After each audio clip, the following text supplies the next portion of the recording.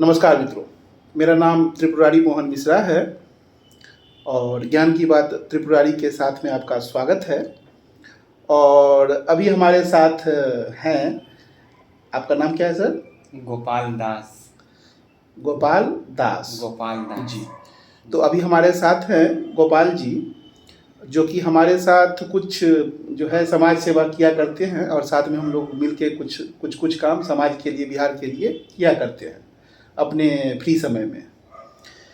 तो रात में इनसे हमारी बातचीत चल रही थी और इनके विचार मुझे बहुत पसंद हुए और मैं इनके बारे में कुछ जो है सो ज़्यादा जानने की कोशिश की, जिज्ञासा जाहिर की। और इत्तेफाक से ये हमारे ही शहर में अभी रहते हैं और जो है हमसे इनकी बातचीत हुई, आगे बढ़ी और इन्होंने बात करते करते ना जो है बताया कि हम दलित समाज से आते हैं। तो मैंने इन्हें बताया कि जो हमारे सनातन धर्म में ये जो वर्णों की व्यवस्था है, ये जन्म से है नहीं। ये जो वर्णों की व्यवस्था है, ये कैसे है सर? मैंने क्या बताया था आपको? जन्म से नहीं है। तो कैसे है? कर्म से है। कर्म से। ठीक है। तो यानी कि जो काम हम करते हैं ना, तो उस काम के आधार पे हमारी वर्ण जो है वो तय होती है ना? वर्ण बोले चाहे जाति बोले, जो भी बोले, वो हमारे काम पे निर्भर करती है। तो जो है मूलतः हमारे सनातन धर्म में 4 तरह के वर्ण हैं, है ना? जी बिल्कुल। तो पहला वर्ण कौन सा है सर? सबसे जो मान लीजिए कि बोला जाता है कि उच्च वर्ण है, उसे क्या बोला जाता है? ब्राह्मण। ठीक है। और ब्राह्मण का क्या काम होता है? ज्ञान देना।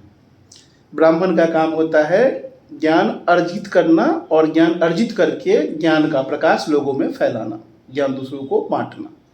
ठीक है। और दुनिया में बस यही एक धन है ना, विद्या धन या ज्ञान का धन बोले, कि ये बांटने से ना कम नहीं होती है, बढ़ जाती है। जी।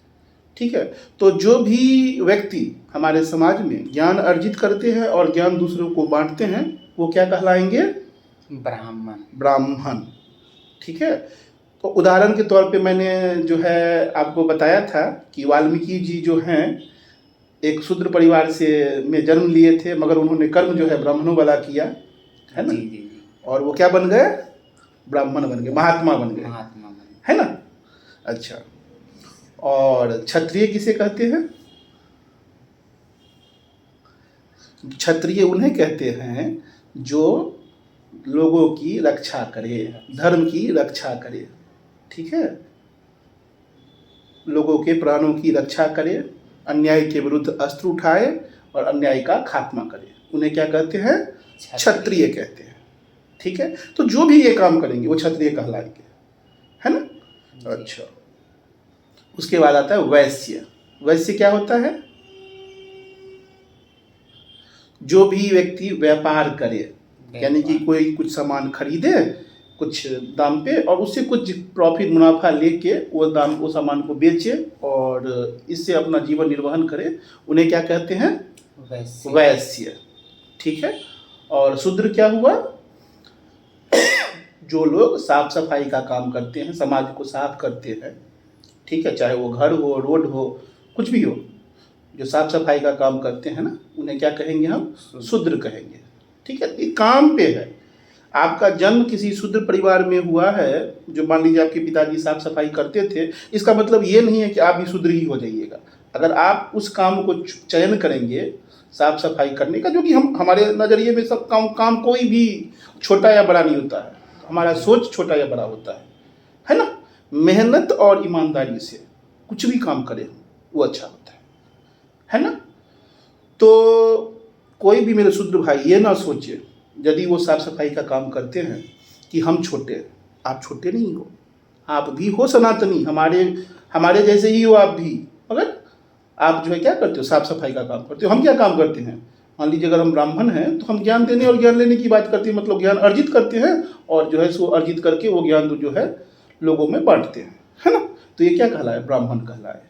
ठीक है।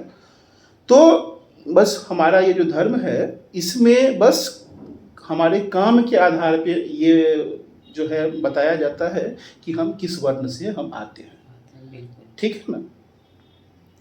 और आज के समय में तो ये कह पाना कि जो है ना सही मायने में कोई ब्राह्मण है बहुत ही कठिन हो जाएगा, क्योंकि ब्राह्मण का कर्म जो है सबसे कठिन माना जाता है। ब्राह्मण को सबसे ज़्यादा ज्ञानी माना जाता है। ठीक है। इस समाज में जो है ब्राह्मण वो लोग हुए जिनके पास ज्ञान जो है सो अपार ज्ञान होता है। मगर केवल आपके पास ज्ञान है तो केवल आप ज्ञानी ब्राह्मण नहीं कहलाओगे।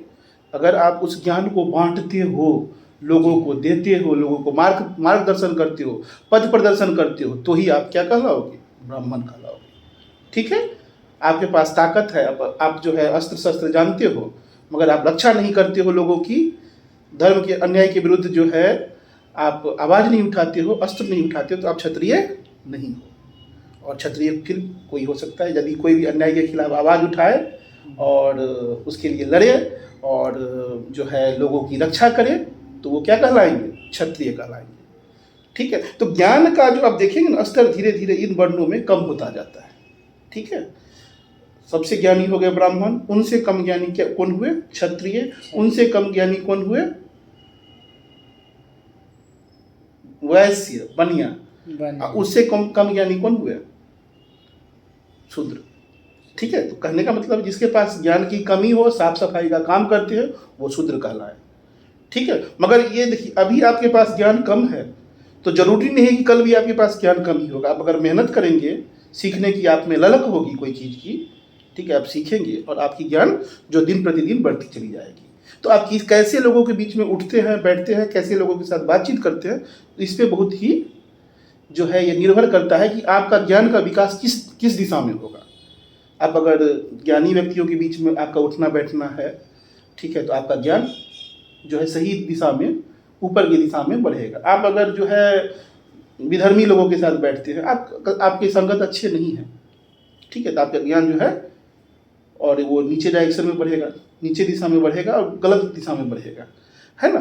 और एक कहावत भी है, संगत से गुण आत है, संगत से गुण जात। और एक कहानी आपने पढ़ी होगी कि अगर 100 सेब जो अच्छा है उसमें एक सरा सेब रख देते हैं तो वो सरा सेब 100 सेब को सरा देता है। जी। ठीक है। मगर इसका उल्टा नहीं होता है। अगर 100 सरा सेब है उसमें एक अच्छा सेब रखेंगे, ठीक है, तो वो सरा सेब को अच्छा नहीं कर पाएगा, वो भी सड़ जाएगा, है ना। मगर जब एक ज्ञानी व्यक्ति आते हैं, 100 अज्ञानियों के बीच में अगर एक ज्ञानी आ गया और अज्ञानी लोग अगर उनकी बातों को ध्यान से सुनते हैं, समझते हैं, धैर्य रखते हैं, ठीक है, तो एक ज्ञानी व्यक्ति 100 अज्ञानियों को भी ज्ञानी बना सकता है। 100 अज्ञानी भी एक ज्ञानी व्यक्ति की मदद से ज्ञानी बन सकते हैं, ब्राह्मण बन सकते हैं। यानी कि एक ब्राह्मण 100 शूद्र को भी जो है ब्राह्मण बना सकता है। कहने का मतलब ज्ञानी बना सकता है। और फिर वो ज्ञानी हो गए, फिर उस ज्ञान का जो है क्या करना है? इस्तेमाल करना है दूसरों को ज्ञान देने में। ठीक है। तो यही है हमारे वर्ण व्यवस्था, है ना। और आप तो जानते हैं बहुत सारी भ्रांतियाँ फैली हुई है कि दलित को ब्राह्मणों ने सताया है या सताते हैं। आप बताइए, आपने रात में बताया, आप अपना अनुभव बताइए। हमारे साथ आप बैठे, रात में भी बात की है, उससे पहले भी बात की है, ठीक है, कॉन्फ्रेंस पे। तो कभी आपको लगा कि जो है हम जैसे ब्राह्मण जो है किसी भी दलित को या अज्ञानी को सताएंगे? नहीं, है ना। नहीं। तो जो है ना, जो सही मायने में जो ज्ञानी है ना और जिनके पास ज्ञान है, वो किसी को सताते नहीं, हर सताए हुए का दुख दूर करते हैं वो। ठीक है। हर जो है दबे कुचले को उठाते हैं। ठीक है। तो ये ज्ञानी व्यक्तियों का काम होता है। ठीक है। और यही हमारे धर्म है। ठीक है। और यही हमारी संस्कृति है ना। तो ये रहा हमारी वर्ण व्यवस्था और धर्म के बारे में कुछ जो है सो जानकारी हमने आदान प्रदान की है। और इन्हीं सब बातों के साथ जो है हम अपनी वाणी को विराम देते हैं। जी, धन्यवाद। जय श्री राम। जय श्री राम।